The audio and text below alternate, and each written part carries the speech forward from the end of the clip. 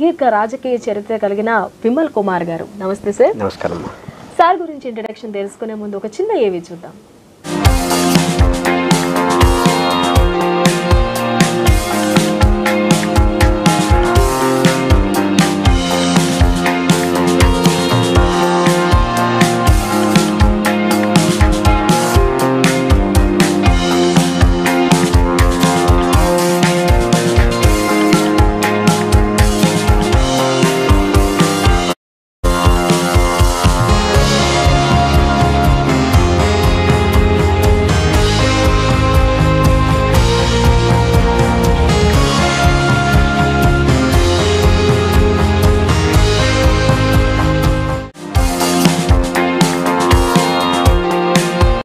Welcome to our city vision sir.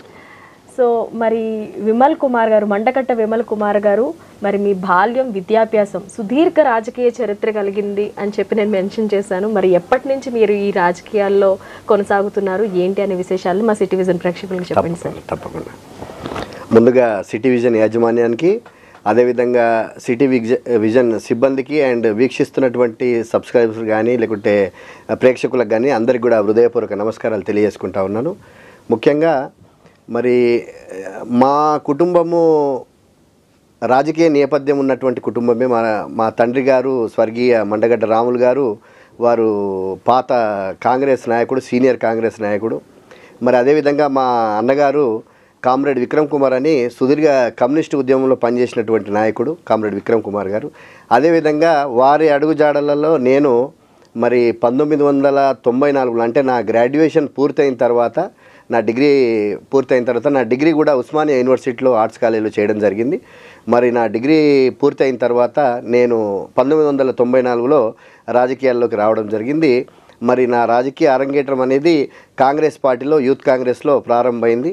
మరి Serilingampally youth Congress కార్యదర్శిగా, ఆ తర్వాత అధ్యక్షుడిగా, అదేవిధంగా రంగారెడ్డి జిల్లా కార్యదర్శిగా, యూత్ కాంగ్రెస్ కార్యదర్శిగా, మరి అధ్యక్షుడిగా, అదేవిధంగా రాష్ట్ర స్థాయిలో మరి 2016 వరకు, అంటే 1994 నుంచి 2016 వరకు కూడా మరి నేను అంచెలంచెలుగా కాంగ్రెస్ పార్టీలో రాజకీయ పార్టీ పదవులు అనుభవించడం జరిగింది. మరి చివరిగా 2016లో మరి బొత్స సత్యనారాయణ గారు అప్పుడు అధ్యక్షుడిగా ఉండే, నేను రాష్ట్ర కార్యదర్శిగా మరి కాంగ్రెస్ పార్టీలో పనిచేయడం జరిగింది. ఆ తర్వాత 2016లో ముఖ్యంగా గౌరవ కేసీఆర్ గారు, మరి తెలంగాణ బాపు కేసీఆర్ గారు, వారికి ఉన్నటువంటి విజన్ని నేను సంపూర్ణంగా మరి అప్పుడు 2016లో జిహెచ్ఎంసీ ఎన్నికల సందర్భంగా మరి నా అభిమాన నాయకుడు కేటీఆర్ గారి సమక్షంలో మరి నేను టీఆర్ఎస్ పార్టీలో జాయిన్ కావడం జరిగింది.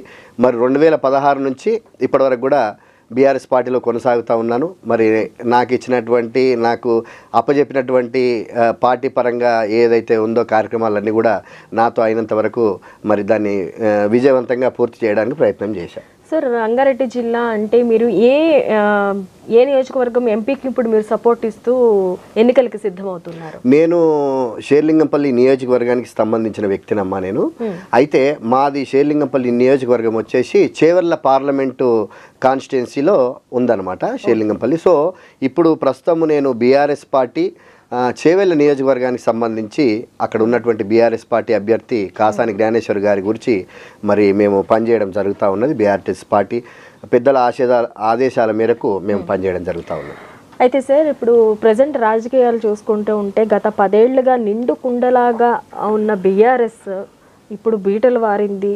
కార్యకర్తల్లో కానివ్వండి, పార్టీ పరిస్థితుల్లో కానివ్వండి, అనుకోని మార్పులైతే జరుగుతున్నాయి, అంతర్గతంగా కూడా విభేదాలు ఉన్నాయి అనే వార్తలు బయటకు వస్తున్నాయి. దీని గురించి మీరు ఏమంటారు? అంటే అది బయటికి కనిపిస్తుంది కూడా. పక్క పార్టీకి అంటే పార్టీ మారగానే అధికారం పార్టీలోకి ప్రతిపక్ష పార్టీ వాళ్ళు జంప్ అయిపోవడం అనేది కామనే, అది పెద్ద విషయం ఏం కాదు. మరి ఏదైతే ప్రగతి సాధించామో, మేము 10 ఏళ్ళు గొప్పగా పరిపాలించామని చెప్పుకున్న బీఆర్ఎస్ అంతర్గతంగా మరి వాళ్ళు పార్టీని నమ్ముకుని ఎందుకు ఉండడం లేదు, పక్క పార్టీకి ఎందుకు వెళ్ళిపోతున్నారు?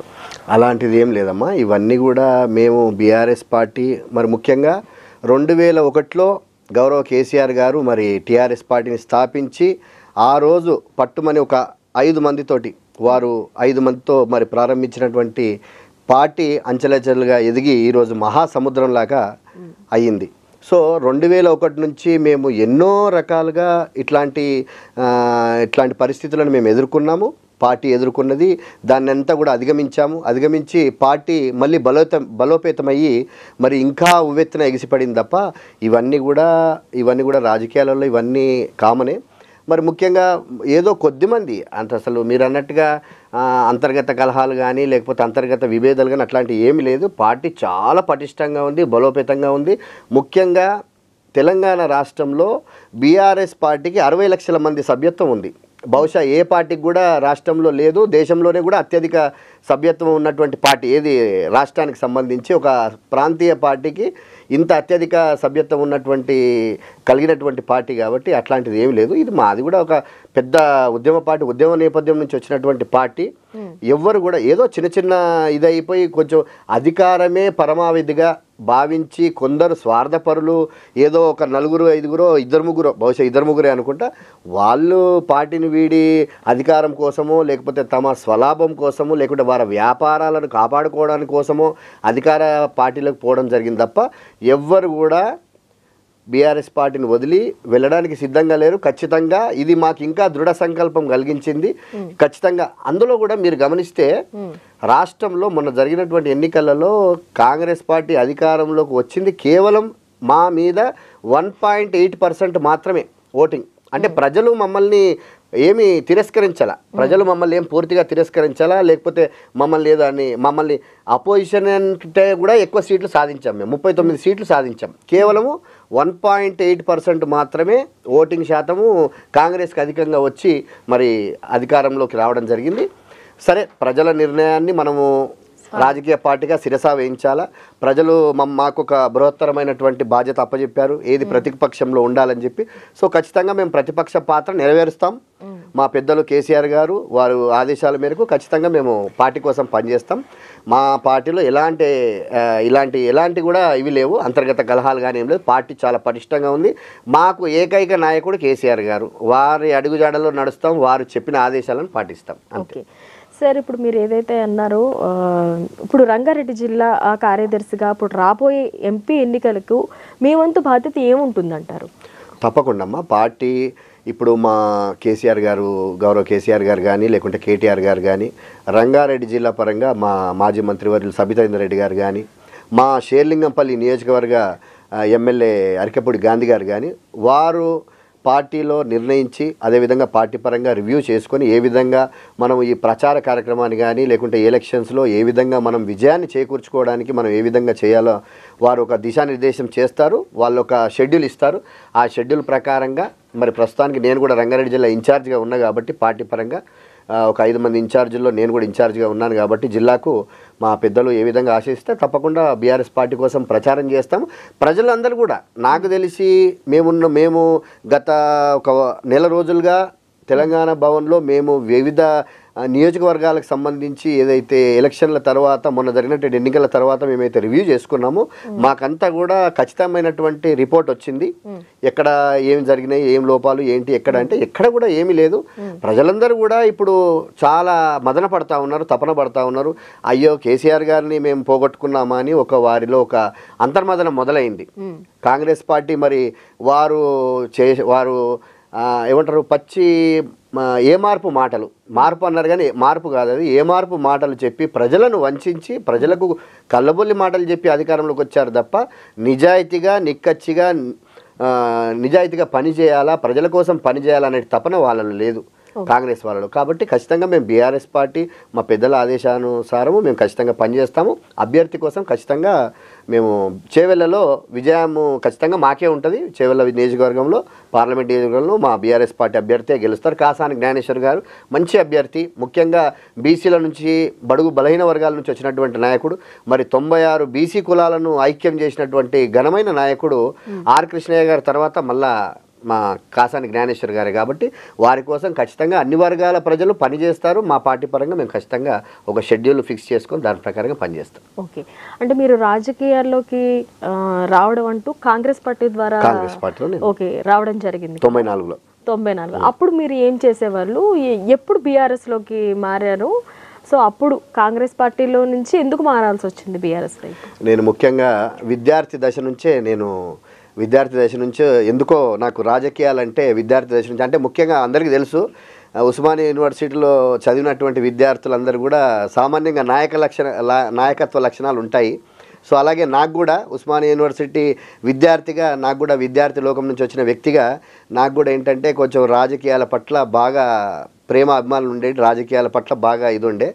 అందులో మా కుటుంబం కూడా రాజకీయాల నుంచి వచ్చింది కాబట్టి మా నాన్నగారు కానీ మా అన్నగారు కానీ సుదీర్ఘ రాజకీయ అనుభవం ఉంది కాబట్టి వారిని కొంచెం స్ఫూర్తిగాను ఆదర్శంగాను తీసుకొని నేను కూడా రాజకీయాల్లోకి రావడం జరిగింది. ముఖ్యంగా అప్పుడు 1994లో అప్పుడు దివంగత స్వర్గీయ పి జనార్దన్ రెడ్డి గారు, మరి మీకు అందరికీ తెలుసు పి జనార్దన్ రెడ్డి గారు అంటే ఒక మాస్ లీడర్ అంటే పేద ప్రజల పక్షపాతి ఆయన. మరి కాంగ్రెస్ పార్టీలో ఉండి కూడా ఆయన పేద ప్రజల పక్షాన పోరాడినటువంటి నాయకుడు. మరి వారు సుదీర్ఘ ఎమ్మెల్యేగా పనిచేశారు. మా ఖైరతాబాద్ నియోజకవర్గం కింద ఉండేది అప్పుడు షేర్లింగంపల్లి. సో వారి చేతుల మీదుగా నేను 1994లో కాంగ్రెస్ పార్టీలో జాయిన్ కావడం జరిగింది. ఆ తర్వాత యూత్ కాంగ్రెస్లో నా రాజకీయ ఆరంగేట్రం మొదలయ్యి యూత్ కాంగ్రెస్ నుంచి అంచెలంచెలుగా రాష్ట్ర కార్యదర్శిగా కూడా నేను 2016 వరకు పనిచేయడం జరిగింది. ఓకే సార్, అయితే ఇప్పుడు ప్రధానంగా మొన్నటి వరకు అయితే బీజేపీకి అంత హవా లేదు, కానీ ఈ ఎంపీ ఎలక్షన్స్కి మాత్రం వాళ్ళు కూడా చాలా హార్డ్ వర్క్ చేస్తున్నారు, వాళ్ళ ప్రచారాన్ని చాలా ఉధృతంగా కొనసాగిస్తున్నారు. సో మీకు ఏ పార్టీ ప్రధానంగా పోటీ అని అనుకుంటున్నారు అండ్ మీరు ఎన్ని సీట్ల వరకు గెలుచుకుంటామనే ధీమా మీకుంది? ఖచ్చితంగా అమ్మా, ముఖ్యంగా ఏంటంటే మొన్న ఎన్నికల్లో జరిగినటువంటి పరిణామాల తర్వాత మరి కాంగ్రెస్ పార్టీ ఇచ్చినటువంటి అబద్ధపు వాగ్దానాలను ప్రజలందరూ కూడా ఈ 4-5 నెలల్లోనే ప్రజలందరూ కూడా గ్రహించుకోవడం జరిగింది. గ్రహించుకొని వాళ్ళందరూ కూడా అంతర్మదనం చెందుతూ ఉన్నారు. మరి బీఆర్ఎస్ పార్టీని మళ్ళీ బలపరచాలా, ఖచ్చితంగా బీఆర్ఎస్ పార్టీ వాయిస్ అనేది మరి పార్లమెంట్లో ఉండాలన్న ఒక ఖచ్చితమైన నిర్ణయానికి ప్రజలందరూ వచ్చారు. కాబట్టి ఖచ్చితంగా మేము 8 నుంచి 12 సీట్లు మా పెద్దలు చెప్పినట్టు కేసీఆర్ గారు చెప్పినట్టుగా 8 నుంచి 12 సీట్లు 13 సీట్ల వరకు కూడా మేము ఖచ్చితంగా గెలుస్తాము బీఆర్ఎస్ పార్టీ తరఫున. అదేవిధంగా మీరు అన్నట్టు ఏంటంటే బీజేపీ మరి ఏదో బలపడింది అని అట్లా అంటున్నారు, కానీ అట్లాంటిది తెలంగాణలో అట్లాంటిది ఏం లేదమ్మా. ఎందుకంటే తెలంగాణ ప్రజలు చాలా చైతన్యవంతులు.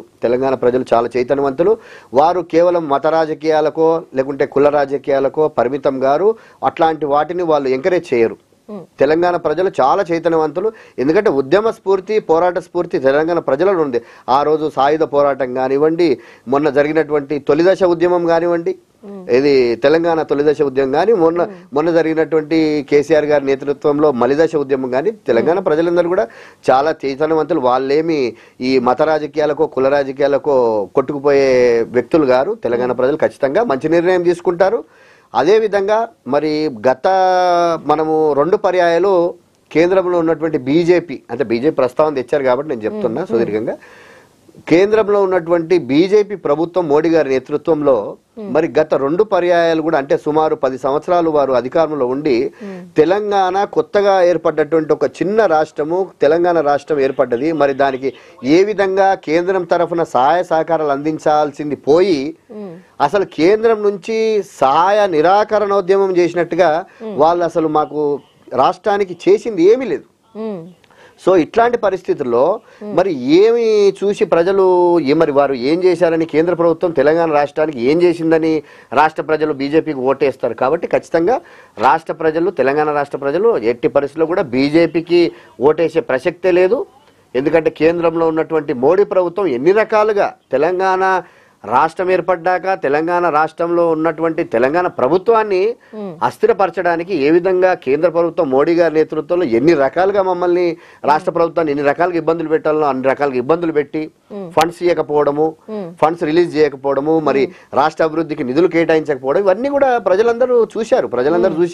మరి కేంద్ర ప్రభుత్వం ఏం చేసిందని మరి బీజేపీకి ఓటేస్తారు. కాబట్టి తెలంగాణ ప్రజలు చైతన్యవంతులు, ఎట్టి పరిస్థితుల్లో కూడా బీజేపీ పార్టీని నమ్మరు. నాకు తెలిసి బీజేపీకి 1 ఆర్ నో. మా పెద్దలు కేసీఆర్ గారు చెప్పినట్టు వస్తే 1 లేకుంటే అది కూడా నో. సరే, అయితే మరి నేను ఒక చిన్న మాట అంటాను, మీరు ఎలా తీసుకున్నా పర్వాలేదు. అంటే ఇప్పుడు మీరు అంటున్నారు మోదీ గారు మా రాష్ట్రానికి ఏం చేశారు, నిధులు ఇవ్వలేదు అని చెప్పేసి. మీ ముఖ్యమంత్రి గారు 10 ఏళ్ల పాలనలో మోదీ గారు ప్రధానమంత్రి ప్రధానమంత్రికి మనం మినిమం ప్రోటోకాల్ పాటించాల్సిన కొన్ని విశేషాల్లో మనం కొన్ని ప్రోటోకాల్స్ ఆ ప్రోటోకాల్ అనుసారం దాని ప్రకారం కూడా ఎప్పుడు కేసీఆర్ గారు ఆయన రిసీవ్ చేసుకోవడానికి వెళ్ళింది కానీ ఆయన కలవడానికి వెళ్ళింది కానీ ఎక్కడ జరగలేదు. మరి అంటుంటారు కదా, ఇప్పుడు నేను కూడా చూస్తున్నాను సోషల్ మీడియాలో కేటీఆర్ గారికి కేసీఆర్ గారికి అహంకారం ఎక్కువ, అలాగే కొంతమంది కార్యకర్తలు చెప్పాలనుకున్న అంటే కొన్ని లోటుపాట్లు జరుగుతున్నాయని చెప్పాలని ప్రయత్నించినా కూడా వినరు అనే మాటలు అయితే ఇప్పుడిప్పుడు మాకు వినపడుతున్నాయి. మరి దీని గురించి మీరు ఏం ఎక్స్ప్లెనేషన్ ఇస్తారు? లేదమ్మా, అలాంటిది ఏం లేదు. అది వాస్తవంగా చెప్పాలంటే అది చాలా సత్యదూరము. కేంద్ర ప్రభుత్వంతో సహాయ సహకారాలు ఒక రాష్ట్ర ప్రభుత్వానికి అనుసంధానము ఉండాల్సిన బాధ్యత ఉంది. అందులో భాగంగా కేసీఆర్ గారు రాష్ట్ర ప్రభుత్వము కేంద్ర ప్రభుత్వానికి ఎన్నో విషయాలలో సహకారం అందించింది. బిల్లులు పాస్ చేయడం కానీ, ఏ బిల్లులు పాస్ చేశారు, కొన్ని బిల్లులు ఏవైతే ఉన్నాయో అవన్నిటి కూడా మద్దతు తెలిపాము. మేము యునానిమస్ గా మద్దతు తెలిపాము. ఎందుకంటే కేంద్రంలో సుస్థిరమైన ప్రభుత్వం ఉండాలా, సుస్థిరమైన పాలన జరగాల, కేంద్ర ప్రభుత్వం తీసుకొచ్చేటువంటి మంచి నిర్ణయాలకు మనం సహకారం అందించాలన్న ఉద్దేశంతో గౌరవ కేసీఆర్ గారు ఎంతో ముందు చూపుతోటి ఆయన సహకారం అందించారు. కానీ అంతా చేసినా కూడా అసలు మోడీ ప్రభుత్వం నుంచి కేంద్రం నుంచి అసలు తెలంగాణ రాష్ట్రానికి ఇవ్వాల్సిన నిధులు కానీ ఏది కానీ ప్రతి దాంట్లో కూడా మాకు అన్యాయమే జరిగింది రాష్ట్ర ప్రభుత్వానికి. ముఖ్యంగా మీరు గమనిస్తే కేంద్ర ప్రభుత్వంలో అటు మోడీ గారు, ఇక్కడ రాష్ట్ర ప్రభుత్వంలో కేసీఆర్ గారు ప్రభుత్వం బీఆర్ఎస్ పార్టీ ప్రభుత్వం వచ్చిన తర్వాత వితిన్ 3 నెలలు కూడా కాలేదు, 5 నెలలు కూడా కాలేదు, మా తెలంగాణ రాష్ట్రం నుంచి 5 మండలాలను లాగేసుకొని ఆంధ్రప్రదేశ్లో కలపడం జరిగింది. ముఖ్యంగా ఇక్కడ ఉన్నటువంటి కరెంటు సమస్యలు కానీ అప్పుడు ఉన్నటువంటి పరిస్థితుల దృష్ట్యా సీలేరు ఏదైతే విద్యుత్ కేంద్రం ఏదైతే సీలేరు విద్యుత్ కేంద్రం ఉందో దాన్ని కూడా అటు ఆంధ్రప్రదేశానికి మరి ఇదే బీజేపీ ప్రభుత్వం వస్తూ రాగానే అంటే కేంద్రంలో అధికారంలోకి రాగానే ముందు వాళ్ళు చేసిన గొప్ప పని ఏంటంటే మా తెలంగాణ రాష్ట్రం కింద ఉన్నటువంటి 5 మండలాలను లాగేసి ఆంధ్రప్రదేశ్కు కేటాయించడం జరిగింది. మరి ఇక్కడ విద్యుత్ కేంద్రాన్ని కూడా అక్కడ కేటాయించడం జరిగింది. సో ఈ విధంగా మొదటి రోజు నుంచి కూడా మా రాష్ట్ర ప్రభుత్వం పట్ల రాష్ట్రం పట్ల చిన్న చూపు సౌతితల్ల ప్రేమ చూపించింది తప్ప కేంద్ర ప్రభుత్వం ఏనాడు కూడా విశాల హృదయంతో ఒక రాష్ట్రానికి కేంద్రానికి ఉన్నటువంటి సమన్వయం కానీ కేంద్ర రాష్ట్ర ప్రభుత్వాల మధ్యలో ఉండాల్సినటువంటి ఆ ఆవిర్భావ సంబంధం కానీ అంటే ఆ ఉన్నటువంటి ఆ సమన్వయం కానీ అసలు ఏ రోజు లేదు. కేంద్ర ప్రభుత్వం ఏ రోజు కూడా రాష్ట్రానికి సాయం చేయాలన్న ఒక ఇది కానీ లేదు. మరి ముఖ్యంగా మీరు చూశారు, మేము రాష్ట్ర ప్రభుత్వంగా మా గౌరవ కేసీఆర్ గారు చేసినటువంటి కార్యక్రమంలో ఎన్నో అవార్డులు వచ్చినాయి. అదే కేంద్ర ప్రభుత్వము తప్పని పరిస్థితులలో అవార్డులు ఇవ్వాల్సిన పరిస్థితి వచ్చింది. సుమారు ఒక 24 అవార్డులు వచ్చినాయి 24 డిపార్ట్మెంట్లకు సంబంధించి. మరి యుఎన్ఓ యునైటెడ్ నేషన్స్ వారు కూడా మాకు మిషన్ భగీరథకు యునైటెడ్ నేషన్స్ వారు కూడా అవార్డు ఇవ్వడం జరిగింది. అంటే కేంద్ర ప్రభుత్వము అవార్డులు ఇవ్వడము లేకుంటే ప్రపంచవ్యాప్తంగా అవార్డు రావడమే కానీ అసలు కేంద్ర ప్రభుత్వము అసలు నిధుల పరంగా రాష్ట్రానికి చేయాల్సిన బాధ్యత కానీ చేయాల్సిన సమస్యల పట్ల వారికి అసలు ఏమీ ఇది లేకుండా మా రాష్ట్రాన్ని పూర్తిగా అన్యాయం చేశారు. అట్లాంటి పరిస్థితుల్లోనే కేసీఆర్ గారు దూరం అయ్యారు తప్ప మొదట్లో మోడీ గారికి కానీ లేకుంటే కేంద్ర ప్రభుత్వంతో చాలా చక్కటి సమన్వయంతో పనిచేశారు. మోడీ గారు తీసుకొచ్చినటువంటి కొన్ని బిల్లులకు యునానిమస్ గా సపోర్ట్ చేసినాం మేము. ఎందుకంటే కేంద్ర ప్రభుత్వానికి మనము సపోర్ట్ చేయాలన్న ఉద్దేశంతో మంచి నిర్ణయాల పట్ల ఖచ్చితంగా మేము సపోర్ట్ చేశాము. మరి కొన్ని చెడ్డ నిర్ణయాలు తీసుకున్నప్పుడు మేము వాటిని వ్యతిరేకించాము. ముఖ్యంగా కేంద్ర ప్రభుత్వ ధోరణి ఏదైతే రాష్ట్రానికి అన్యాయం చేసే ధోరణి అయితే ఎప్పుడైతే ప్రస్ఫుటంగా బయటపడిందో అప్పటి నుంచి కేసీఆర్ గారు దూరం అయ్యారు. అప్పటి నుంచి అంటే ప్రోటోకాల్ అంటే నేనేమంటారు అంటే రాష్ట్రాన్ని అన్యాయం చేసిన వ్యక్తికి మనం వెళ్ళి ఏం ప్రోటోకాల్ ఏం రెడ్ కార్పెట్ అది మినిమం కదండి. అంటే ప్రధానమంత్రిని ఇప్పుడు అదేంటండి, ఇప్పుడు మనం టీచర్ ని ఎలా రెస్పెక్ట్ చేస్తామా, టీచర్ బాగా చెప్తున్నారా లేదా అనేది కానీ మన పిల్లలకి మనం ఏం చెప్తాం, గురువుని గౌరవించాలి. అలానే దేశ ప్రధాని ఆయన మినిమం ప్రోటోకాల్ అనేది వాళ్ళని వెళ్ళినప్పుడు కొన్ని కార్యక్రమాలను వాళ్ళని రిసీవ్ చేసుకోవడం కానీ ఆయన వచ్చిన కార్యక్రమానికి వెళ్ళడం కానీ మినిమం అనేది ఉంటుంది. అసలు అలాంటి సందర్భం ఎప్పుడు కూడా 10 ఏళ్లలో కనిపించలేదు. అది చాలా కాలం వరకు కేసీఆర్ గారు పాటించారు. కేసీఆర్ గారు మహోన్నత వ్యక్తి. ఆయనకు దేశ రాజకీయాలు కానీ రాష్ట్రీయ రాజకీయాలు కానీ చట్టాల పట్ల కానీ ఇవన్నీ కూడా చాలా అవగాహన ఉన్నటువంటి వ్యక్తి. అంత గుడ్డిగా అట్లాంటివి చేయరు. ఆయన ఏంటంటే చాలా జాగ్రత్తగా ఉండి అన్ని చూసుకొని కేంద్ర ప్రభుత్వం ఎన్ని రకాలుగా మమ్మల్ని అన్యాయం చేసింది ఎన్ని రకాలుగా చేసిన తర్వాతనే కేంద్ర ప్రభుత్వం మీద మనసు విరిగి వారు దూరం అయ్యారు తప్ప, అంతేగాని ఒక ప్రధానమంత్రిని అవమానపరచాలనో లేకపోతే వారు వస్తే మేము చేసుకోకూడదు. ప్రోటోకాల్ ప్రకారంగా జరగాల్సిన కార్యక్రమాలు కేవలం కేసీఆర్ గారు పోనంత మాత్రాన అక్కడ ప్రోటోకాల్కి వచ్చే నష్టమేం లేదు. అధికారికంగా ఏ విధంగా రిసీవ్ చేసుకోవాలనో ఏ విధంగా చేయాలి. మాకు ముఖ్యంగా నేను చెప్పాను కదా, కేంద్రంలో ప్రభుత్వం వచ్చిన వెనువెంటనే ఫస్ట్ చేసిన పని ఏంటంటే, కేంద్ర ప్రభుత్వం మాకు చేసిన ద్రోహం ఏంటంటే 5 మండలాలను మా నుంచి లాగేసుకొని దాంతోపాటు ఆ సీలేరు విద్యుత్ కేంద్రాన్ని కూడా లాగేసుకొని, అంటే మాకు కరెంటు కష్టాలు కొని తెచ్చివ్వాలన్న ఉద్దేశంతో, అంటే రాష్ట్ర ప్రభుత్వం కరెంటు కష్టాలతో సతమతం అయిపోయి మా రాష్ట్ర ప్రజలంతా అల్లకల్లోలం కావాలా, అతలాకుతలం కావాలన్న ఉద్దేశంతో అట్లాంటి చేసినటువంటి చర్యను, అయినా కూడా కేసీఆర్ గారు పెద్ద మనసుతో అవన్నీ కూడా చలో కేంద్ర ప్రభుత్వానికి మనం చేయాలి సాయము, మనము సమన్వయం చేసుకోవాలన్న వారు చేశారు తప్ప, అయినా కూడా ఎంత అయినా ఓర్పుతో ఉన్నా కూడా కేంద్ర ప్రభుత్వం అన్యాయం చేస్తున్నప్పుడు రాష్ట్రానికి ఇంకా అతనికి ఏ రకంగా మనము వెల్కమ్ చెప్తాం, స్వాగతం చెప్తాం అనేది కొంచెం మనసు బాధలో ఉండి, ఇక ప్రోటోకాల్ పరంగా అధికారికంగా జరగాల్సిన కార్యక్రమం జరుగుతాయి, అట్లేం లేదు. అలాగే మీరు తెలంగాణ ఉద్యమకారుడు అని చెప్పేసి విన్నాము. అసలు తెలంగాణ ఉద్యమంలో మీ పాత్ర ఎటువంటిది? అప్పుడు జరిగిన మీకు మెమరబుల్ ఇన్సిడెంట్స్ కానీ, లేకపోతే కేటీఆర్ గారు చేసిన ఒక మెమరబుల్ ఇన్సిడెంట్ కానీ అట్లాంటి ఏమైనా సందర్భాలు ఉంటే మాతో చెప్పండి. ముఖ్యంగా నేను తెలంగాణ మలిదశ ఉద్యమము జరుగుతున్నప్పుడు మేము కాంగ్రెస్ పార్టీలో ఉన్నాం. అప్పుడు నేను చెప్పాను కదా 94 నుంచి నేను కాంగ్రెస్ పార్టీలో ఉన్నాను. 2001లో కేసీఆర్ గారు పార్టీని స్థాపించి మరి ఇక్కడ మన జలదృశ్యం నుంచి మరి మొట్టమొదటి సింహగర్జన మహాసభ ఏది కరీంనగర్లో ఏదైతే ఎస్ఆర్ కాలేజ్ అది పీడబ్ల్యూడి గ్రౌండ్స్లో ఏదైతే పెద్ద మహాసభ ఏదైతే జరిగిందో దానికి మొట్టమొదటిసారిగా మేము, అంటే అదే తెలంగాణ అభిమానులుగా, అందులో ఉస్మానియా యూనివర్సిటీలో చదివినటువంటి వ్యక్తులకు ఖచ్చితంగా తెలంగాణ పట్ల అవగాహన ఉంటుంది, తెలంగాణ ఉద్యమం పట్ల, తెలంగాణకు జరిగినటువంటి అన్యాయాల మీద అవగాహన ఉంటుంది. కాబట్టి మేమందరం కూడా ఆ రోజు స్వాగతం పలికాం. కాంగ్రెస్ పార్టీలో ఉన్నప్పటికీ కూడా కేసీఆర్ గారు మొట్టమొదట నిర్ణయం పార్టీని స్థాపించి ఏదైతే జలదృశ్యం నుంచి కరీంనగర్ మీటింగ్ మొట్టమొదటి సభకు ఏదైతే కరీంనగర్లో జరిగిందో దానికి అంతా కూడా మేము స్వచ్ఛందంగా, నేనే సుమారు ఒక 24 కార్లలో మరి మేము జనాలను తీసుకొని పోవడం కాంగ్రెస్ పార్టీలో ఉన్నా కూడా, ఎందుకంటే తెలంగాణ కోసం ఒక నాయకుడు ముందుకొచ్చాడు. మరి తన పదవిని తృణప్రాయంగా పదవిని త్యాగం చేసి పదవులకు రిజైన్ చేసి మరి తెలంగాణ కోసం ఒక పోరాడే నాయకుడు, ఒక పోరాడే నాయకుడు ఒకడు వచ్చాడు, ఒక నాయకుడు వచ్చాడు అన్న ఉద్దేశంతో మేమందరం కూడా ఏ పార్టీలలో ఉన్నా కూడా, ఆ రోజు నేను కాంగ్రెస్ పార్టీలో ఉన్నా కూడా మరి మేము సహకారం చేశాము. అక్కడి నుంచి ఆ ఉద్యమ ప్రస్థానంలో మరి కేసీఆర్ గారు టీఆర్ఎస్ పార్టీ తరఫున పిలుపునిచ్చినా కూడా తెలంగాణ ఉద్యమం కోసం మరి అన్ని పార్టీల పక్షాన అన్ని పార్టీలు మేము ఉద్యమంలో పాల్గొన్నాము, చేశాం. ముఖ్యంగా మేము షేర్లింగంపల్లిలో మేము చేసినటువంటి కార్యక్రమం ఏంటంటే సుమారు ఒక 51 రోజులు రిలే నిరాహార దీక్షలు చేయడం జరిగింది. చందానగర్ గాంధీబొమ్మ సెంటర్లో చందానగర్లో. దానికి నేను కో కన్వీనర్గా ఉన్నా, రాగం నాగేందర్ గారు అని చెప్పేసి ఇప్పుడు కార్పొరేటర్గా ఉన్నారు, వారు కన్వీనర్గా ఉండే. మరి ఇది 2008లో మేము ఆ రోజు ఉద్యమంలో మేము చాలా సీరియస్గా పాల్గొని 51 రోజులు రిలే నిరాహార దీక్షలు, అదేవిధంగా ఒక 2 రోజులు అమర నిరాహార దీక్ష కూడా పూనుకున్నాం. ఆ తర్వాత మమ్మల్ని పోలీసులు అరెస్ట్ చేయడము, మరి ఒక 4 రోజులు జైల్లో ఉండడము, జైల్లో ఉండి మళ్ళీ బెయిల్ తీసుకొని రావడము, జైల్లో ఉండి బెయిల్ తీసుకొని రావడం, ఇవన్నీ కూడా జరిగినాయి. ఉద్యమంతో చాలా అవినాభావ సంబంధం ఉన్నది. మేము జైల్లోకి పోవడం జరిగింది, పోలీసు లాఠీ దెబ్బలు తినడం జరిగింది, అన్ని కూడా మేము చేశాం.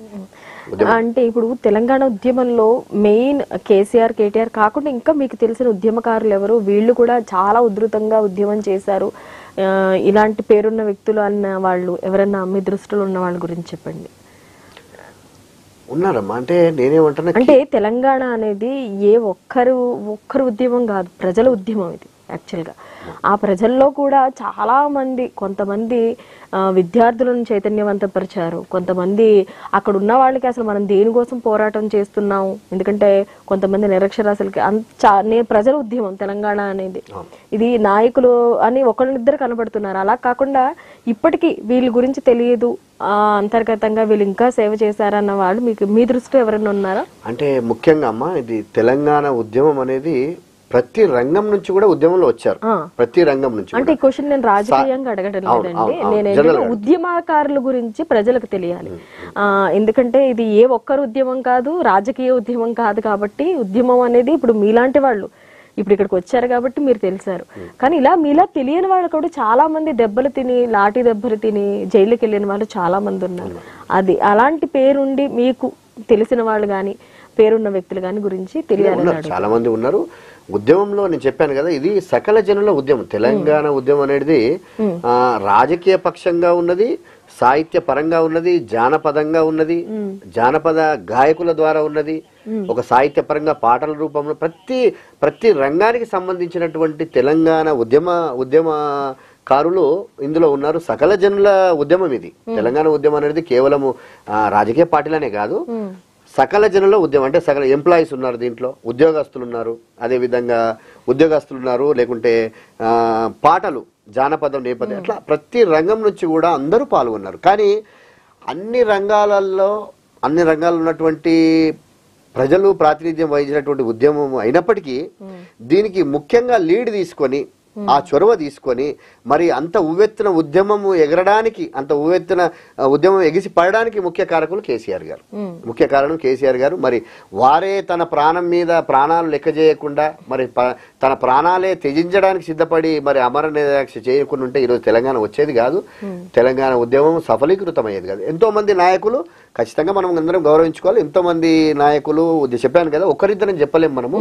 మీరు అన్నట్టుగా ఏదో ఒకరిద్దరిని చెప్పండి అంటే కాదు, ఎంతో మంది ఉన్నారు. ఎంతో మంది సాహిత్య రూపంలో ఉన్నటువంటి కవులు ఉన్నారు, మేధావులు ఉన్నారు, జానపద గాయకులు ఉన్నారు. మరి మీకు తెలుసు తెలంగాణ ఉద్యమంలో ధూమ్ధామ్ అంటే అసలు కళాకారులు. అసలు ఈ కళాకారులు అసలు తెలంగాణ ఉద్యమంలో అసలు ఆ కళాకారుల పాటలు కానీ అవన్నీ చూస్తే అసలు వీళ్ళంతా ఎక్కడున్నారు, అసలు ఇన్ని సంవత్సరాలు ఇన్ని రోజులు ఎక్కడున్నారని అసలు ప్రపంచమంతా నివ్వెరపోయింది. ఎందుకంటే అంత గొప్ప కళ దాగి ఉంది తెలంగాణ సాహిత్య పరంగా కానీ, తెలంగాణ కళలు కానీ అంత గొప్పగా ఉన్నాయి. ఎందుకంటే ఇదంతా తెలంగాణ కళా సాహిత్యం అనేది కూడా అంతా స్వతహాగా న్యాచురల్ గా వచ్చిందే తప్ప ఒకరు క్రియేట్ చేస్తేనే వచ్చింది కాదు. సో జానపదులు కానీ ఇదంతా కూడా ఏంటంటే స్వతహాగా వచ్చారు. మరి తెలంగాణ ఉద్యమంలో అప్పుడు ధూమ్ధామ్ కార్యక్రమాలు ఎంత బ్రహ్మాండంగా అసలు ఎంత ప్రజలను చైతన్యపరిచాయంటే అసలు అంత ప్రజలు చైతన్యపరిచి అంత గొప్పగా ఉద్యమాన్ని తీర్చిద్దాయి. అయితే ఇది పర్టికులర్ టాపిక్ నేను కూడా ఒప్పుకుంటానండి. తెలంగాణ ప్రభుత్వం ఎప్పుడైతే అధికారంలో ఉందో, అధికారంలో ఉన్న అన్ని రోజులు కూడా కళాకారులకు పెద్దపీట వేసింది. మీ తెలంగాణలో దాగి ఉన్న కళాకారులను, సంస్కృతిని బయటకు తీసుకొచ్చింది. దానికి ప్రభుత్వం కూడా ప్రోత్సహించింది. మరి మీ ప్రభుత్వం అధికారంలోకి వచ్చిన తర్వాత ఉద్యమంలో పాల్గొన్న వాళ్ళకి ఎలాంటి సహాయం చేసింది?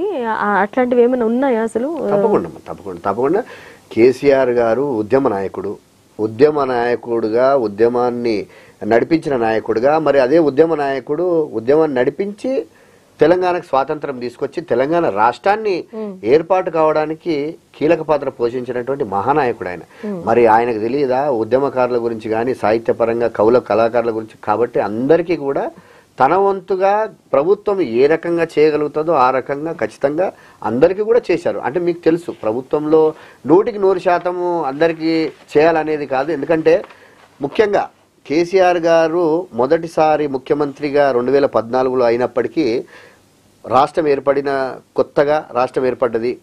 అసలు ఎటువైపు పయనించాలో తెలియని పరిస్థితి, కరెంటు కష్టాలు కానీ, అసలు కరెంటు లేని పరిస్థితులు కానీ, ఇట్లాంటి చాలా ఉన్నాయి. కరెంట్ అనే కాదు, మనకు ఇరిగేషన్ కానివ్వండి, ఇవన్నీ పరిస్థితులను బేరీజు వేసుకొని అవన్నీ స్టడీ చేసి కేసీఆర్ గారు ప్రాధాన్యత క్రమంలో, అంటే ప్రాధాన్యత అంటే ఫస్ట్ మొట్టమొదటిగా ఏమేమి కార్యక్రమాలు టేకప్ చేయాలన్న ఉద్దేశంతో ఆయన తన ఉన్నటువంటి అనుభవంతో ప్రాధాన్యత క్రమంలో ఒకటొకటి అంచెలంచెలుగా పనులు చేసుకుంటూ వెళ్ళారు. అందులో భాగంగా ఉద్యమకారులకు కూడా స్థానం కల్పించాడు.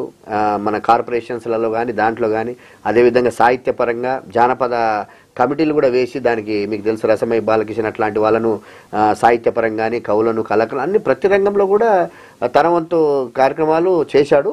ఉద్యమంలో పనిచేసినటువంటి ముఖ్యులందరూ కూడా కలుపుకొని పోయాడు. ఇక్కడ కూడా ఎవరికి ఏం అన్యాయం చేసింది అందరికి కూడా కలుపుకొని పోయాడు. అందరికీ తగు విధంగా ప్రోత్సహించాడు, తగు విధంగా న్యాయం చేకూర్చగలిగాడు. మీరు అన్నట్టుగా 100% ప్రభుత్వంలో 100% జరగదు. అంటే 100% మనం చేసినామంటే ఉండొచ్చు ఇంకా కొద్దిగా, కానీ ఈసారి గవర్నమెంట్ వస్తే ఖచ్చితంగా ఆ ప్రాధాన్యత ఉండే మాకు. ఏమనంటే ఎవరెవరైతే మనము మిస్ అయ్యామో వాళ్ళందరినీ కూడా మనము వారిని గౌరవించుకోవాల్సిన బాధ్యత మనకు ఉందని చెప్పి మేము చాలా ఉండే ఆలోచన. బట్ దురదృష్టవశాత్తు చెప్పాను కదా 1.8%తో మేము ప్రభుత్వాన్ని చేసుకోవడం జరిగింది. బట్ ఆల్మోస్ట్ అందరికీ సమతుల్యంగా అందరికీ ప్రాధాన్యత ఇవ్వడం జరిగింది. ఓకే సార్, ఇప్పుడు మనం హలో సిటీ విజన్ చిన్న బ్రేక్ తీసుకుని మిగతా కాన్వర్సేషన్ తర్వాత మనం కొనసాగిద్దాం. హలో సిటీ విజన్లో ఇప్పుడు చిన్న విరామం తీసుకుందాం.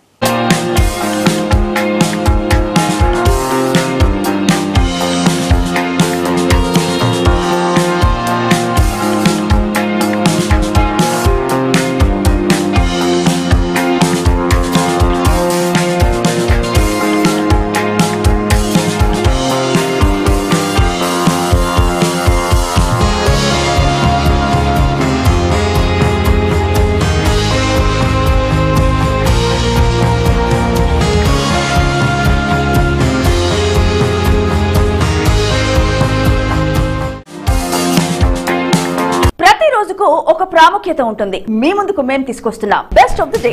ఒకరి మాటను మరొకరి మాటల్లో వింటే నా మాట వేరొకరి నోట ప్రోగ్రామ్ లో మీరు తప్పకుండా చూడాల్సిందే. చాలా మంది హీరో హీరోయిన్స్, డైరెక్టర్స్, సింగర్స్ ఇలా చాలా మందికి నంది పురస్కారాలు వచ్చేస్తూ ఉంటాయి.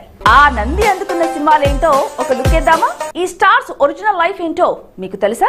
వీటి వివరాలు తెలియాలంటే స్టార్ జర్నీ. అసలు మగువలు ఎప్పుడు ఎలా ఆలోచిస్తారో వారికే తప్ప మరెవ్వరికి తెలియని వరుసమా. ఇలాంటి మగువల గురించి సరికొత్త ప్రోగ్రామే మగువ మనసు. పాలిటిక్స్ అంటే తెలియని వారు ఉండరు.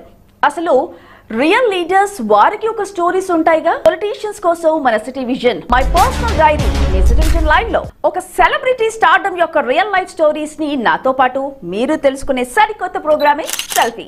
ప్రతిరోజు టాలీవుడ్, బాలీవుడ్, మాలీవుడ్ ఇలా ఏ లాంగ్వేజెస్ అయినా సరే ప్రతిరోజు మేము మీ ముందుకు తెచ్చేస్తున్నాం సిటీ టాకీస్ తో.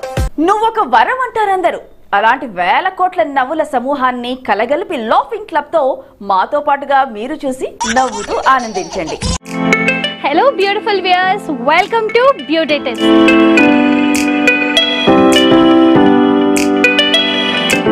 మీకు బ్యూటీ మీద టిప్స్ కావాలి అనుకుంటున్నారా? మీరు ఇంట్లో పాటిస్తున్న చిట్కాలు పనిచేయట్లేదు అని ఫీల్ అవుతున్నారా? మీకు ఇంకా క్లినికల్గా ఏమైనా క్వశ్చన్స్ ఉన్నాయా? అయితే మీరు చేయాల్సిందల్లా ఎవ్రీ ట్యూస్డే 12:30 to 1:30 నాతో లైవ్లో పాల్గొనండి. అందులో రెనౌండ్ బ్యూటిషియన్స్ అండ్ డాక్టర్స్ ఉంటారు అండ్ వాళ్ళు మీకున్న క్వశ్చన్స్కి సొల్యూషన్స్ చెప్తారు. మరి మీరు ఎలా మమ్మల్ని కాంటాక్ట్ చేయొచ్చు అనుకుంటున్నారా? చాలా సింపుల్. స్క్రీన్ మీద కనిపిస్తున్న నంబర్కి కాల్ చేయండి, వెంటనే మీ క్వశ్చన్స్ అడిగండి అండ్ వెంటనే సొల్యూషన్స్ పొందండి. ఇంకెందుకు ఆలస్యం? Keep watching beauty tips every Tuesday 12:30 to 1:30 on City Vision live.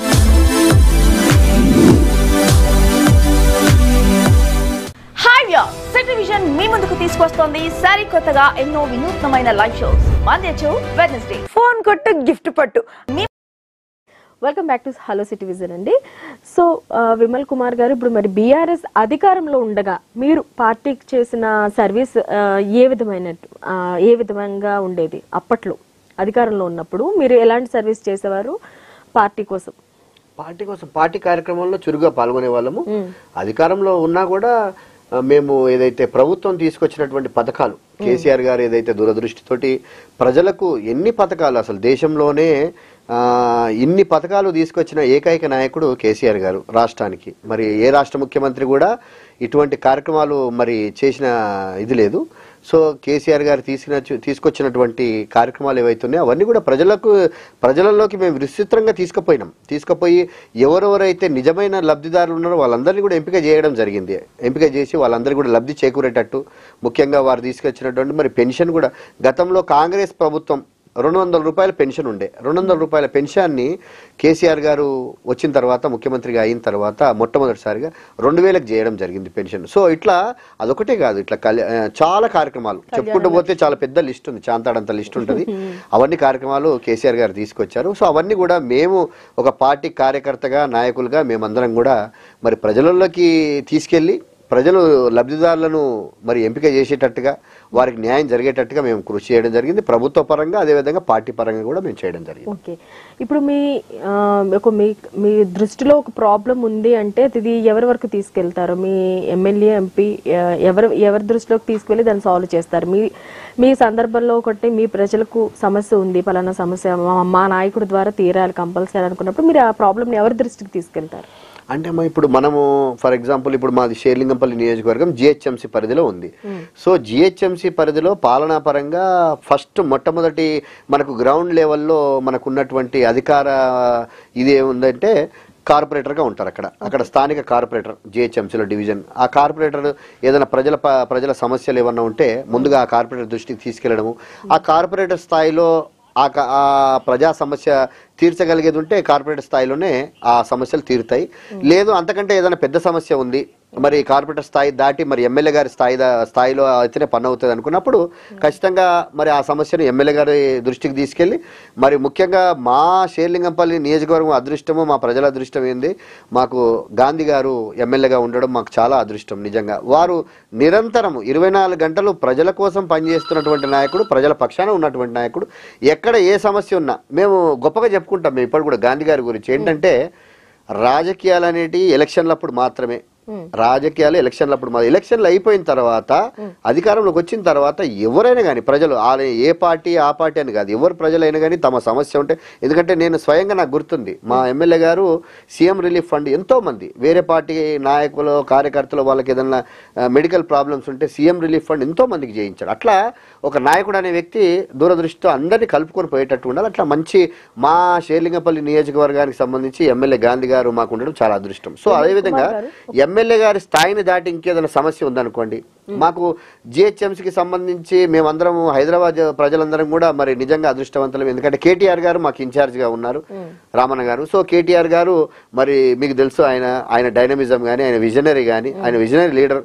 అసలు ఒక విషయం చెప్పాలంటే కేటీఆర్ గారి గురించి మరి విమల్ కుమార్ గారు మన కాలర్ ఉన్నారు, కాలర్ తో మాట్లాడదాం. హలో హలో హలో, నమస్తే అండి. నమస్కారం అండి. మీ పేరు? నా పేరు కంది జ్ఞానేశ్వర్ అండి. జ్ఞానేశ్వర్ గారు ఎక్కడి నుంచి కాల్ చేస్తున్నారండి? మేము షేర్లింగంపల్లి నుంచి కాల్ చేస్తున్నామండి. ఓకేనండి, ఈ రోజు హలో సిటిజన్ ప్రోగ్రామ్ చూస్తున్నారా మరి? లైవ్ లో ఉన్నానండి, చూస్తున్నాను. ఓకేనండి, మనతో పాటు విమల్ కుమార్ గారు ఉన్నారు, మాట్లాడండి ఆయనతో. ఓకే. జ్ఞానేశ్వర్ నమస్కారం నాన్న. హలో, నమస్కారం అండి. నా పేరు కంది జ్ఞానేశ్వర్ అండి. జ్ఞానేశ్వర్ గారు నమస్కారం, చెప్పండి. నేను షేర్లింగంపల్లి మండలం నుంచి మాట్లాడుతున్నానండి. చెప్పండి, నమస్కారం, చెప్పండి. చెప్పండి. ఏం లేదండి, పార్టీ ఇంటి మంచి పథకాలు తీసుకొచ్చింది, ఎన్నో మంచి పనులు చేసింది. హలో, చెప్పండి, వింటున్నా జ్ఞానేశ్వర్ గారు చెప్పండి. పార్టీ ఎన్ని మంచి పథకాలు తీసుకొచ్చింది, ఎన్నో మంచి పనులు చేసింది, ఎన్నో పథకాలు తీసుకొచ్చి ఎంతో గరీబులకు కానీ దళితులకు కానీ ఎన్నో స్కీమ్లు తీసుకొచ్చింది. అయితే ఇంత చేసినాక కూడా కార్యకర్తలు కానీ కొంతమంది లీడర్లు వెళ్ళిపోయినాడు అంటారు, పార్టీ నుంచి ఎందుకు వెళ్ళిపోయారు అంటారు? అంటే జ్ఞానేశ్వర్ గారు ఇక్కడ మీరు గమనించాల్సింది ఏంటంటే, ఇప్పుడు బీఆర్ఎస్ పార్టీ మీకు తెలిసి ఉంటుంది బహుశా, బీఆర్ఎస్ పార్టీకి రాష్ట్రంలో 60 లక్షల మంది సభ్యత్వం ఉంది. అంటే దేశంలోనే ఏ రాజకీయ ప్రాంతీయ పార్టీ కూడా ఇంత పెద్ద సభ్యత్వం లేదు, మన బీఆర్ఎస్ పార్టీకే ఉంది. అది అంటే ప్రజలలో అంత బలమైనటువంటి ఇది ఉంది. అయితే ఏంటంటే కొందరు స్వార్థపరులు, అవకాశవాదులు, స్వార్థపరులు మరి ఇక్కడ లబ్ధి పొంది, ప్రభుత్వం తరఫున లబ్ధి పొంది, పథకాలలో లబ్ధి పొంది మళ్ళీ కూడా వేరే పార్టీలలోకి వెళ్ళి, అంటే ఇది కేవలం ఏంటంటే స్వార్థం కోసము, తమ స్వలాభం కోసము పోవడమే తప్ప నిబద్ధతతో నిజాయితీగా పార్టీ కోసము ఉండి, పార్టీ పక్షాన ఉండి మరి తెలంగాణ రాష్ట్రాన్ని ఏ విధంగా మన నాయకుడు అభివృద్ధి చేశాడు అనేది గమనంలోకి తీసుకున్నటువంటి నాయకులు అయితే నాకు తెలిసి అట్లా పోరు. కానీ పోయిన వాళ్ళు ఏంటంటే ఏదో కొద్దిమంది పోయినారు, అందరు పోయింది ఏం లేదు. ముఖ్యంగా నేను మీకు ఒక ఎగ్జాంపుల్ చెప్పదలుచుకున్న జ్ఞానేశ్వర్ గారు. ముఖ్యంగా ఇప్పుడు మా దగ్గర షేర్లింగంపల్లిలో మొన్న ఎన్నికల్లో ఆఫీస్పేట్ డివిజన్కి సంబంధించి కానీ, మాదాపూర్ డివిజన్కి సంబంధించి కానీ మా షేర్లింగంపల్లి కాంగ్రెస్లోకి జంప్ అయ్యాడు మా కార్పొరేటర్, అప్పుడు ఉన్నటువంటి కార్పొరేటర్. మరి ఆయన స్వార్థం కోసం, ఆయన స్వలాభం కోసం మరి కాంగ్రెస్ పార్టీలోకి జంప్ అయ్యి కాంగ్రెస్ పార్టీ టికెట్ తీసుకొని మళ్ళీ మా మీదే పోటీకి వచ్చాడు, బీఆర్ఎస్ పార్టీ మీద పోటీకి వచ్చాడు, ఏది కాంగ్రెస్ తరఫున. అయితే ఆ మాదాపూర్ కానీ ఆఫీస్పేట్ కానీ మరి అక్కడ ఏర్పడ్డటువంటి లోటును మరి మేమంతా కూడా మనమందరం కూడా ఎంతో కష్టపడి మరి ఆ లోటును పూడ్చి మళ్ళీ అదే కార్పొరేటర్ డివిజన్లలో మాదాపూర్ కానీ ఆఫీస్పేట్లో బీఆర్ఎస్ పార్టీకి మనము ఆధిక్యం తీసుకురావడం జరిగింది. అంటే దాని అర్థం ఏంటి అంటే కేవలం కొందరు స్వార్థపర నాయకులు పార్టీ మారినంత మాత్రాన ప్రజలందరూ కూడా వారి అభిప్రాయాన్ని మార్చుకుంటారని కాదు. ప్రజలందరూ కూడా కేసీఆర్ గారి వైపే ఉన్నారు. మొన్న కూడా జరిగినటువంటి అసెంబ్లీ ఎన్నికలలో కాంగ్రెస్ పార్టీ చెప్పినటువంటి కళ్ళబొల్లి మాటలు, మాయా మశ్చంద్ర మాటలను నమ్మి ప్రజలు ఒక 1.8 ప్రజలే కదా, 1.8% మాత్రం ప్రజలు మాత్రమే కాంగ్రెస్ వైపు మొగ్గు చూపి మనకు అధికారం దూరమైంది తప్ప, లేకపోతే ప్రజలు మనల్ని ఎక్కడ కూడా, ప్రజలంతా కూడా మనకు విరుద్ధంగా ఎక్కడ లేరు. మనల్ని ఎక్కడ కూడా బీఆర్ఎస్ పార్టీని ఎక్కడ కూడా వాళ్ళు ఇది చేయలేదు. ఏదో మీరు అన్నట్టుగా కొందరు స్వార్థపరులు వాళ్ళ అవకాశవాదం కోసం పోయిన మాట వాస్తవం. వాళ్ళందరూ కూడా ప్రజలు రేపు రాబోయే కాలంలో ఖచ్చితంగా ప్రజలందరూ బుద్ధి చెప్తారు. ఓకేనండి జ్ఞానేశ్వర్ గారు, thank you so much for calling. మీరు కూడా ఎవరైనా మన హలో ఓకే అండి, థ్యాంక్ యూ అండి. ఓకేనండి. So Gnaneshwar thank you so much. Vimal Kumar గారితో మీరు కూడా మాట్లాడాలనుకుంటే స్క్రీన్ మీద కనిపిస్తున్న నెంబర్కి కాల్ చేసి మాట్లాడొచ్చు. సార్ మళ్ళీ ఈ ఎన్నికలతో మళ్ళీ పునర్వైభవం వస్తుందంటారా బీఆర్ఎస్ పార్టీకి? తప్పకుండా అమ్మా. ఎందుకంటే ప్రజలందరూ కూడా మదన పడతా ఉన్నారు. ప్రజలందరూ కూడా వాళ్ళు ఆల్రెడీ అంతర్మదన మొదలైంది ప్రజలలో. అయ్యో మేము కొంచెం పొరపాటు చేశామే, తప్పు చేశామే అంటే. ఇక్కడ ఇంకో విషయం ఏంటంటే కొంచెం ప్రజలలో ఏంటంటే అక్కడ ఉన్నటువంటి కొందరు స్థానిక ఎమ్మెల్యేల పట్ల కొంచెం ఏదన్నా చిన్న వ్యతిరేక భావన ఉంటే ఉండొచ్చునేమో గాక, అరే మా ఎమ్మెల్యేకి మేము వ్యతిరేకం ఇదయిందేమో కానీ కేసీఆర్ గారు ముఖ్యమంత్రి కాకుండా పోతారా అన్న ఒక మదన పడతా ఉన్నారు ప్రజలందరూ కూడా. ఖచ్చితంగా బీఆర్ఎస్ పార్టీ ఇప్పుడు మనం చూస్తూ ఉన్నాం. ఫర్ ఎగ్జాంపుల్ ఇప్పుడు 5 నెలల్లో కాంగ్రెస్ పార్టీ అధికారంలోకి వచ్చినాక ఆ రోజు ఏం వాగ్దానాలు చేశారు వాళ్ళు? 100 రోజుల్లో మేము ఈ 6 వాగ్దానాలు పూర్తి చేస్తాము. ఆ 6 వాగ్దానాలలో కూడా అంతర్లీనంగా మొత్తం 420 అంటే 420 420 వాగ్దానాలు ఉన్నాయి దాంట్లో. ఇది 6 దాంట్లోనే 420 వాగ్దానాలు ఉన్నాయి. మరి అవన్నీ కూడా 100 రోజులలో మేము పూర్తి చేస్తామన్నారు. మరి మార్చ్ ఏది ఇప్పుడు డిసెంబర్ 9 నుంచి మొదలు పెడితే మార్చి 9వ తారీఖు అంటే 3 నెలల్లో రైతులకు 2 లక్షల రుణమాఫీ చేస్తామన్నారు. ఇప్పటి వరకు దాని మీద అంటే ఇదంతా ఏంటంటే కాంగ్రెస్ ప్రభుత్వం కేవలం అధికారంలోకి రావడానికి కాంగ్రెస్ వాళ్ళు చెప్పినటువంటి అన్ని పచ్చి అబద్ధాలు, మోసపూరితమైనటువంటి వాగ్దానాలు. ఆ వాగ్దానాలు కొందరు ప్రజలు నమ్మి వారు ఏమార్పు చెంది ఆ విధంగా జరిగింది తప్ప కాంగ్రెస్ పార్టీ వారికి నిజమైన చిత్తశుద్ధి ఈ రాష్ట్రం పట్ల కానీ ఈ రాష్ట్రాన్ని అభివృద్ధి చేయాలన్నటువంటి కాంక్ష వాళ్ళకు ఉండదండి. వాళ్ళకి ఎందుకు ఉంటదండి? ఇప్పుడు కాంగ్రెస్ పార్టీ వాళ్ళకి ఎందుకు ఉంటుంది చెప్పండి? వాళ్ళు మూటలు మోసే పనే ఉంటుంది. ఇప్పుడు ఇక్కడ ఉన్నటువంటి ముఖ్యమంత్రి, ఇప్పుడున్న ముఖ్యమంత్రి ఇప్పటికే 24 సార్లు ఢిల్లీకి పోయొచ్చిండట. ఆయన ఫ్లైట్ ఖర్చులు కానీ అది కానీ ఇప్పటికి 24 సార్లు పోయొచ్చిండు. ఏం చేసిండు? 24 సార్లు పోయి ఏం చేసుకొచ్చిండు, ఏం సాధించుకొచ్చాడు అంటే ఏం లేదు, మూటలు మోసడు తప్ప ఇక వేరే కార్యక్రమం ఉండదు. సో అట్లా కాంగ్రెస్ పార్టీ ఏంటంటే వారు ఏది చెప్పినా అక్కడ పైనుంచి హైకమాండ్ నుంచి ఆర్డర్స్ వస్తేనే ఇక్కడ వాళ్ళు ఇంప్లిమెంట్ చేయడం. అంతేగాని తెలంగాణ ప్రజల పట్ల అభిమానం ఉండి అయ్యో నా ప్రజలకు ఇది చేయాలి అది కేసీఆర్ గారికి ఉండే. కేసీఆర్ గారు తెలంగాణ బాపు అని ఎందుకంటాం మనం కేసీఆర్ గారిని? తెలంగాణ పట్ల, తెలంగాణ ప్రజల పట్ల, తెలంగాణ సమస్యల పట్ల కేసీఆర్ గారికి సంపూర్ణ అవగాహన ఉన్నది.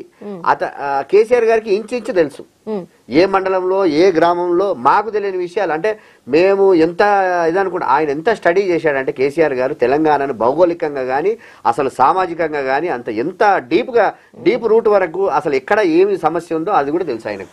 సో దాని మీద నా ప్రజలకు నేను చేయాలన్న తపన ఆయనకుండే తప్ప ఈ కాంగ్రెస్ వాళ్ళకి ఎందుకు ఉంటుంది చెప్పండి? అది అయితే ఇప్పుడు మీరు ఏదైతే కుల రాజకీయాలు, మత రాజకీయాలు మా కేసీఆర్ గారు చెయ్యరు అన్న మీరు ఇందాక ఒక స్టేట్మెంట్ ఇచ్చారు. మరి కుటుంబ రాజకీయాలు చేస్తారా కేసీఆర్ గారు? ఎందుకంటే మరి ఆయన పాలనలో ఎవరైతే ఆయన కుటుంబ సభ్యులు ఉన్నారో వాళ్ళందరూ కూడా దండిగా సంపాదించుకున్నారు ఆస్తులు. అలాగే మరి ఇప్పుడు ఏవైతే ఆరోపణలు కవిత గారు ఎదుర్కొంటున్నారు, కేటీఆర్ గారు ఫోన్ ట్యాపింగ్ విషయంలో ఎదుర్కొంటున్నారు, వీటి గురించి మీ సమాధానం ఏమి? ఒకటమ్మా, ఇప్పుడు కేసీఆర్ గారు ఏ రోజు కూడా తన కుటుంబ సభ్యులను రాజకీయాలకు తీసుకురావాలని ఉద్దేశంతో చేసింది కాదు. వాళ్ళు స్వతహాగా కేటీఆర్ గారు మీకు తెలుసు ఎన్ఆర్ఐగా ఉండే ఆయన అమెరికాలో 10 సంవత్సరాలు ఉద్యోగం చేసి ఆ ఉద్యోగాన్ని వదిలేసుకొని ఇక్కడికి రావడం జరిగింది. ఎందుకు? ఉద్యమంలో పాల్గొనడానికి.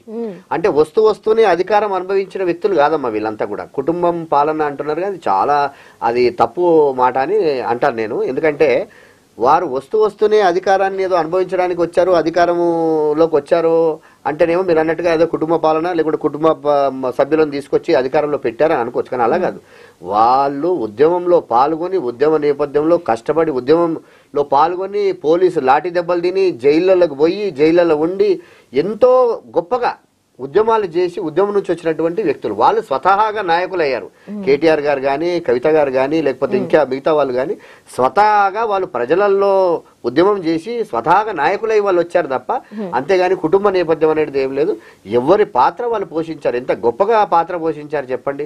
సపోజ్ ఫర్ ఎగ్జాంపుల్ చెప్తాను. కేటీఆర్ గారు ఆయన అమెరికాలో 10 సంవత్సరాలు ఉండి వచ్చిన తర్వాత ఉద్యమంలో నుంచి వచ్చిన తర్వాత అధికారంలోకి వచ్చిన తర్వాత మన దగ్గర మీకు బహుశా గుర్తుండే ఉంటుంది బయోడైవర్సిటీకి ఏషియన్ బయోడైవర్సిటీకి సంబంధించి ఒక పెద్ద సదస్సు ఇంటర్నేషనల్ సదస్సు ఏర్పాటు చేయడం జరిగింది ఎంటర్ప్రీనర్స్ గురించి. అయితే దాన్ని గొప్పగా తెలంగాణ ప్రభుత్వము గొప్పగా ఇక్కడ నిర్వహించడం జరిగింది హైదరాబాద్ లో. మరి కేటీఆర్ గారు ఒక అమెరికా అధ్యక్షుడి కూతురు, అప్పుడు ఉన్నటువంటి ట్రంప్ గారి కూతురు వచ్చింది.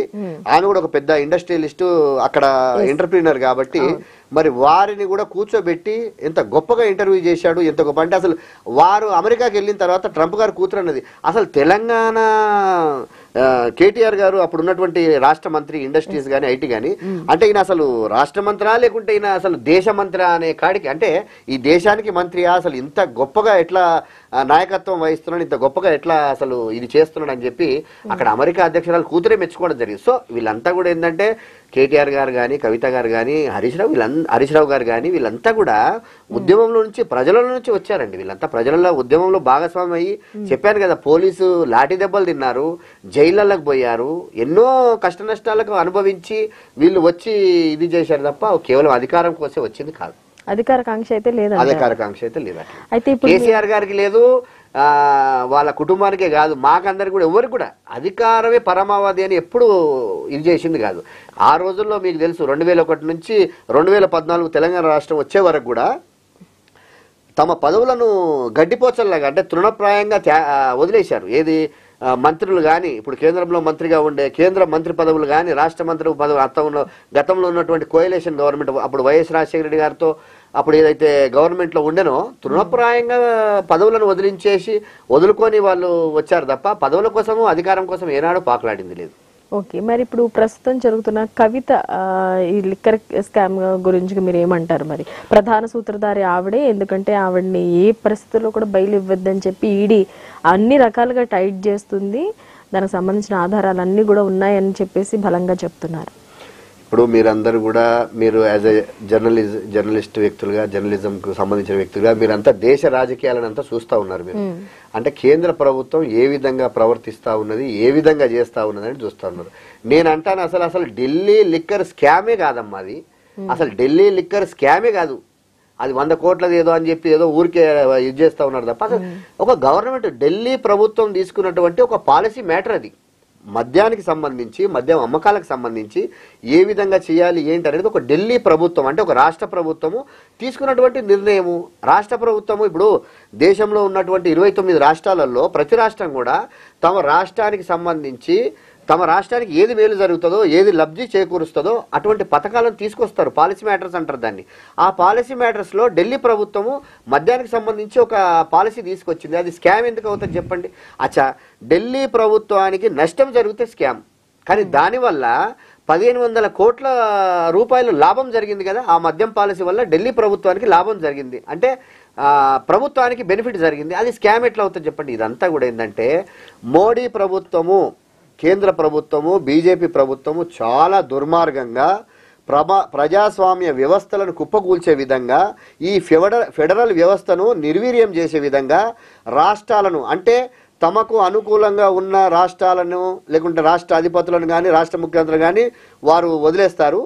ఎవరైతే గట్టిగా అంటే ప్రాంతీయ పార్టీలకు సంబంధించి ప్రాంతీయ నాయకులు ఎవరైతే ఉన్నారో గట్టిగా ఎవరైతే ఎదురిస్తారో ఎవరైతే ఎదురునిలిచ్చి పోరాడతారో అట్లాంటి వాళ్ళ మీద ఈ స్కామ్లని స్కీములని అవని ఇవని ఏదో పెట్టి ఆ వేట కుక్కలు లాంటి ఆ ఈడీ సిబిఐని పెట్టుకొని వాళ్ళు విచ్చలవిడిగా వేట కుక్కలను వదిలిన మాదిరిగా వదిలేసి ఎవరి మీద పడితే మీరే అన్నారు ఇందాక కవిత గారి మీద ఆరోపణలు వచ్చాయి. అది ఆరోపణ మాత్రమే, అదేమి నిజం కాదు, అది నిజము ఏమి రుజువు కాదు.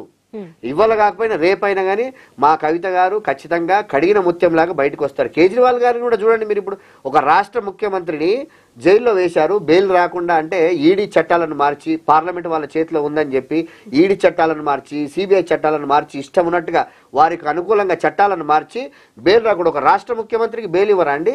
అసలు ఒక రాష్ట్ర ముఖ్యమంత్రికి అసలు ఏం లా ఇది? ఒక రాష్ట్ర ముఖ్యమంత్రిని అరెస్ట్ చేస్తే నీకు ఆ నేరం రుజువు అయిన తర్వాత నువ్వు శిక్ష వేయాలి, కానీ నేరం రుజువు కాకుండా నువ్వు జైళ్ళల్లో ఇన్ని నెలలు జైళ్ళలో సంవత్సరాల తరబడి ఎంతో మందిని జైళ్ళలో పెట్టి అంటే ఇది ప్రజాస్వామ్య స్ఫూర్తి కాదు. ఇదంతా కూడా మనము అందరూ దయచేసి ప్రజలు కూడా అందరు గమనిస్తూ ఉన్నారు. ఇది ప్రజాస్వామ్య స్ఫూర్తి కాదు, ఇది నియంతృత్వ పోకడ అంటారు దీన్ని. నియంతృత్వ పోకడ అంటే ఇంకా రాజు చెప్పిందే వేదం, నా మాట వింటారా వినరా, వినకపోతే ఇదిగో జైల్లో మిమ్మల్ని. మనము గతంలో చూసాం కదా, కొన్ని వేల సంవత్సరాల కింద రాజుల చరిత్రలు చూసాము, చదివాము, విన్నాము. వాళ్ళంతా కూడా ఏంటి ఇదే అనమాట, నియంతృత్వ పోకడ అంటారు దీన్ని. అంతేగాని ఇది ప్రజాస్వామ్య స్ఫూర్తి కాదు, రాజ్యాంగ స్ఫూర్తి అసలే కాదు. ఇది ఫెడరల్ వ్యవస్థకు నష్టం జరుగుతుంది. రేపు రాబోయే కాలంలో దేశము విచ్ఛిన్నమయ్యే పరిస్థితులు వస్తాయి. అది మోడీ గారు కల్పిస్తున్నారు ఈ విధంగా. అంటే కేవలం రాజకీయ లబ్ధి కోసం, అధికారమే పరమావధిగా రాజకీయ లబ్ధి కోసం రాష్ట్రాలను నిర్వీర్యం చేయడం, బలంగా ఉన్నటువంటి నాయకుల మీద ఏదో ఒకటి రిమార్క్ వేసి, అంటే ఏదో స్కామ్ అని అదే అని చెప్పి వాళ్ళ మీద మచ్చ వేసి వాళ్ళని జైళ్ళలో పెట్టి వాళ్ళ క్యారెక్టర్ని అసాసినేషన్ చేసి ప్రజలను తప్పుదోవ పట్టించాలని చెప్పి వాళ్ళు ప్రయత్నం చేస్తూ ఉన్నారు. మొత్తం దేశమంతా మాకే అధికారం ఉండాలా, ఇంకెవరు అపోజిషన్ ఉండొద్దు, ఎవరు మాకు ఎదురు మాట్లాడొద్దు, ఎవరన్నా ఎదురు మాట్లాడితే అంటే మనం చేసినటువంటి తప్పులను ఎవరన్నా ఎత్తి చూపితే ఇదిగో ఈడీ ఉంది, ఇదిగో సిబిఐ ఉంది, వేట కుక్కలు ఉన్నాయి అని చెప్పి ఉసిగోల్పడం తప్ప ఇంకేం కాదు. ఖచ్చితంగా విషయంలో అసలు ఏ విధంగానూ మనం తప్పు చేయకపోతే దాని గురించి స్పందించాల్సిన అవసరమే లేదు, ఎన్ని మాటలు అన్నా కూడా. కానీ కేటీఆర్ గారు స్వయంగా వివరణ ఇస్తున్నారు దీని గురించి. అంటే దీని మీద మీ అభిప్రాయం ఏంటి? దీన్ని ఎలా చెప్తున్నారు? కేటీఆర్ గారు వివరణ ఇస్తున్నారంటే వివరణ ఇవ్వాల్సిన పరిస్థితి వస్తుంది. ఇప్పుడు ఏమైతుందంటే ఇక్కడ ఎలా జరుగుతుందంటే అటు దేశంలో కానీ అటు కేంద్ర ప్రభుత్వం కానీ ఇప్పుడున్నటువంటి ఇక్కడ రాష్ట్ర ప్రభుత్వం కానీ, ఇప్పుడు మీకు తెలుసు సామెత ఒకటి ఉంది కదా, ఒక కుక్కను దాన్ని ఎలిమినేట్ చేయాలంటే ఏంటంటే అది పిచ్చి కుక్క అని ప్రచారంలోకి తీసుకొచ్చి ఆ కుక్కను అట్లా అంటే అర్థం ఏంటంటే ఆ విధంగా ప్రచారం చేసి ఊరికే క్యారెక్టర్ అసాసినేషన్ చేసి ఆ స్కామ్లో ఉన్నారు, ఈ స్కామ్లో ఉన్నారు అని చెప్పేసి ప్రచారం చేసి, ఇప్పుడు మీరు అన్నట్టుగా సోషల్ మీడియాలో కూడా అది సోషల్ మీడియాను కూడా తప్పుదో పట్టించి మరి కేవలం కొందరు ఇది చేసుకొని ఇట్లా జరుగుతూ ఉన్నాయి. అట్లా అసలు ఫోన్ ట్యాపింగ్ అనేది అది ఒక సిస్టమ్, అది అసలు ఆ నాయకులకు సంబంధించింది కాదమ్మా. అది ఏంటంటే ఫోన్ ట్యాపింగ్ అనేది ఒక రాష్ట్ర ప్రభుత్వంలో హోమ్ డిపార్ట్మెంట్ కి సంబంధించి పోలీస్ విభాగంలో అదొక ఇంటెలిజెన్స్ వ్యవస్థకు సంబంధించిన నిఘా వ్యవస్థకు, అంటే మీకు తెలుసు పూర్వపు రాజుల కాలంలో కూడా నిఘా వ్యవస్థ అనేది ఉండేది. సో అట్లాగే లేటెస్ట్ గా టెక్నాలజీని వాడుకొని నిఘా వ్యవస్థ, ఇప్పుడు మనం టెర్రరిస్ట్ యాక్టివిటీస్ కానీ లేకుంటే మావోయిస్ట్ యాక్టివిటీస్ కానీ ఇవన్నీ కూడా ఏంటంటే పోలీస్ డిపార్ట్మెంట్లో అంతర్గతంగా ఉన్నటువంటి ఇంటెలిజెన్స్ విభాగంలో ఉన్నటువంటి ఈ యొక్క గూఢచార వ్యవస్థ ద్వారా వాళ్ళు ట్యాపింగ్ చేస్తూ ఉంటారు. అది డిపార్ట్మెంట్కి సంబంధం. ఇప్పుడు పోలీస్ డిపార్ట్మెంట్లో ఒక రాష్ట్రము పరిపాలన సాగుతూ ఉన్నా కూడా పోలీస్ డిపార్ట్మెంట్లో కీలకమైనటువంటి అంశాల్లో కొన్ని స్వచ్ఛందంగా వాళ్ళు చేస్తూ ఉంటారు. ఎక్కడైనా ఏమైనా జరుగుతూ ఉన్నాయా యాక్టివిటీస్, ఇల్లీగల్ యాక్టివిటీస్ కానీ లేకపోతే ఏదన్నా ఇప్పుడు మనం చూసాం, మనము మొన్న డ్రగ్స్ స్కామ్ కూడా బయటపడ్డది. ఇవన్నీ ఎట్లా వచ్చినాయి? ఇవన్నీ కూడా జరుగుతాయి. అదంతా ఒక డిపార్ట్మెంట్కి సంబంధించిన దాన్ని మరి అట్లాంటి దాన్ని కేవలము రాజకీయంగా వాడుకొని ఇప్పుడున్నటువంటి కాంగ్రెస్ ప్రభుత్వం మరి బురద జల్లాలనే ఉద్దేశంతో మరి కేటీఆర్ గారి పేరుని లాగడము, ఆయన ఏదో చేయించినట్టుగా ఇదంతా కూడా ఏంటంటే తప్పుదో పట్టింది. ఇవన్నీ కూడా ఏంటంటే మీరు గమనించినట్టయితే ఇప్పుడు రాష్ట్రంలో ఉన్నటువంటి కాంగ్రెస్ పార్టీ ఏదైతే ఉందో, అధికారంలో ఉన్న ప్రభుత్వం ఏదైతే ఉందో, వాళ్ళు పథకాలు ఎట్లా అంటే నోటికి ఏదొస్తే అది చెప్పేశారు, ప్రజలకు వాగ్దానాలు ఇచ్చేశారు, ఇచ్చి అధికారంలోకి వచ్చారు. ఇప్పుడు వీటిని ఏ విధంగా చేయాలా, ఏ విధంగా ప్రజలకు మరి తీర్చాలా, ఈ పథకాలను కానీ ఇవన్నీ కానీ ఏ విధంగా చేయాలనేది వాళ్ళకి అంతు చిక్కడం లేదు. ఎందుకంటే వాళ్ళ దగ్గర ప్రణాళిక లేదు. ఎందుకంటే నోటికి వచ్చిన వాగ్దానాలు చేశారు కాబట్టి వాళ్ళ దగ్గర పకడ్బందీ ప్రణాళిక లేదు. కాబట్టి వీటిని అధిగమించడానికి అంటే ప్రజలను దాని వైపు నుంచి దారి మళ్లించడానికి ఇదిగో ఇలా ట్యాపింగ్లని అదని ఇదని ఒక పనికి మాలినటువంటి ఇట్లాంటి ముందుకు తీసుకొచ్చి ఏంటంటే దీన్ని డైవర్ట్ చేసే కార్యక్రమం తప్ప నిజాయితీగా చిత్తశుద్ధిగా ఉంటే మీరు చెప్పినటువంటి పథకాలను అమలు చేయండి, ప్రజలకు గొప్ప మెప్పు పొందండి. సరే మేము బీఆర్ఎస్ ప్రభుత్వంగా మేము చేసినటువంటి కార్యక్రమాలు మేము గొప్పగా చెప్పుకుంటాం, మాకంటే గొప్పగా మీరు చేయండి, ప్రజలకు మీరు గొప్పగా పనిచేసి వారి మన్ననలు పొందండి. అంతేగాని పొద్దున్న లేసి ఏమంటారు కక్ష సాధింపు చర్యలు, ఇగో ఇది చేశారు అది చేశారు, కేసీఆర్ గారిని తిట్టడమే లక్ష్యము, కేటీఆర్ గారిని మీద అనడమే లక్ష్యము, ఎంతసేపు కుటుంబం మీద అనడం లక్ష్యం, ఇది కాదండి. మీరు ప్రభుత్వంలో వచ్చారు. ఇప్పుడు మీరు గమనించినట్టయితే రేవంత్ రెడ్డి గారు మాట్లాడుతున్న భాష కూడా ముఖ్యమంత్రిగా మాట్లాడుతున్న భాష అంటే అది ఒక ముఖ్యమంత్రి స్థాయిలో ఉన్నటువంటి వ్యక్తి అట్లాంటి భాష ప్రయోగించచ్చా? గల్లీ లీడర్ లాగా మాట్లాడుతూ ఉంటే అట్లాంటి గల్లీ లీడర్ మాట్లాడే మాటలు మాట్లాడుతూ ఉన్నాడు ముఖ్యమంత్రికి ఒక హుందాతనం ఉంటుంది. మీరు హుందాతనంగా ప్రవర్తించండి. ప్రభుత్వం మీ చేతిలో ఉంది, చేయండి. ఏం ఎంక్వైరీ చేస్తారో చేయండి. మీరు అంటున్నారు కదా అది ఉంది ఇది ఉంది ఇది ఉంది అది ఉంది అని, చేయండి. ప్రభుత్వం మీ చేతిలో ఉంది, ఎంక్వైరీలు చేయండి, నిజం ప్రూవ్ చేయండి.